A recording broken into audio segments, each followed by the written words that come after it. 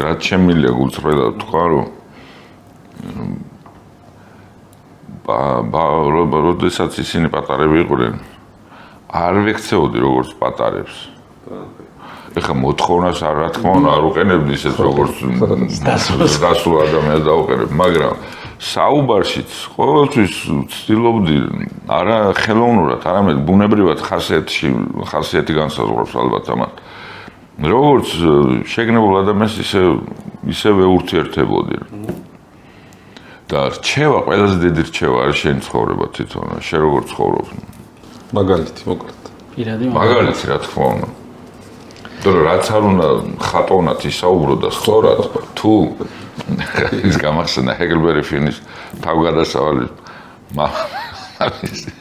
ფიცს როდებს და ბოლოს სახურავი და ეგეთი რაღაცა რომ მივიდა, ეხლა ყველა სტუმართან მოვყევი.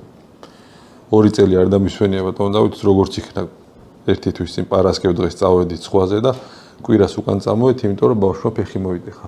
არაფრით არ დამიჯერა, ვეხვეწი არ გადმოხდა. უბრალოდ 2 წამი მივიხე და გადახტა და მოიტეხა ფეხი. არა უშავს, გაკვეთილია.